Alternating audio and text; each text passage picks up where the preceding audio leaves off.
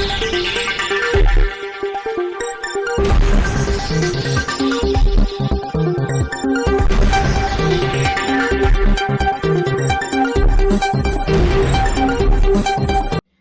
દર્શક મિત્રો, આપ જોઈ રહ્યા છો શિરોડ સમાચાર।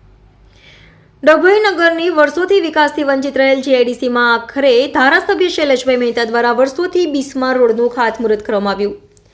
1500 મીટરનો આરસીસી રોડ તેમજ વરસાદી કાંસના વિકાસના કામોનું ધારાસભ્ય શૈલેષભાઈ મહેતાના વરદ હસ્તે ₹3 કરોડ 50 લાખના કામોનું ખાતમુહૂર્ત કરવામાં આવ્યું।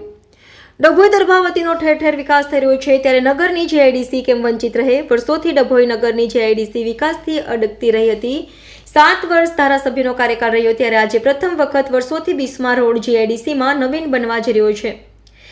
એઆઈ સ્કીમ અંતર્ગત ₹3 કરોડ 50 લાખના ખર્ચે નવીન આરસીસી રોડ તેમજ વરસાદી કાંસના વિકાસના કામોનું ધારાસભ્ય શૈલેષભાઈ મહેતાના વરદ હસ્તે ખાતમુહૂર્ત કરવામાં આવ્યું। આ પ્રસંગે શશિકાંતભાઈ પટેલ, જિલ્લા પંચાયત ઉપપ્રમુખ વકીલ અશ્વિનભાઈ પટેલ, નગરપાલિકા પ્રમુખ બિરેન શાહ, ડોક્ટર બીજે બ્રહ્મભટ્ટ સહિત જીઆઈડીસીના અધિકારીઓ તેમજ પ્લોટ ધારકો માટે મોટી સંખ્યામાં ઉપસ્થિત રહ્યા હતા।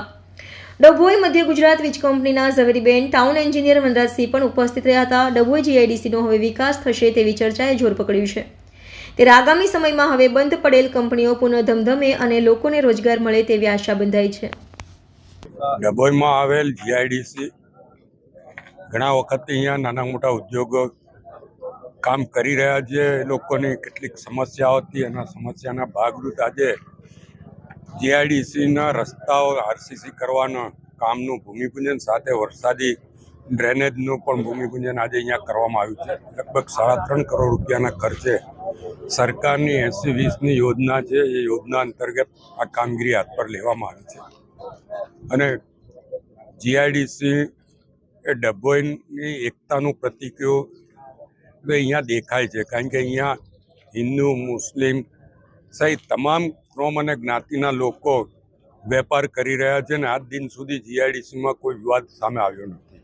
ત્યારે ડભોઈ એટલે કે દર્ભાવતી જે બનાવવામાં જઈ રહ્યા છે, એમાં એકતાનું પ્રતીક જો કોઈ હોય તો એ જીઆઈડીસી છે।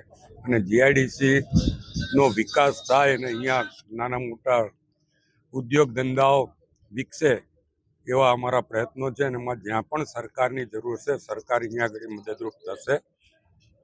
અહીંયા જીઈબીની અલગ લાઈન પણ જે 40 વર્ષથી નગરના ફીડરમાંથી અહીંયા લાઈન આવતી હતી ઇલેક્ટ્રિકની, એની જગ્યાએ જીઆઈડીસી માટે અલગ લાઈનની પણ વ્યવસ્થા કરવામાં આવી છે।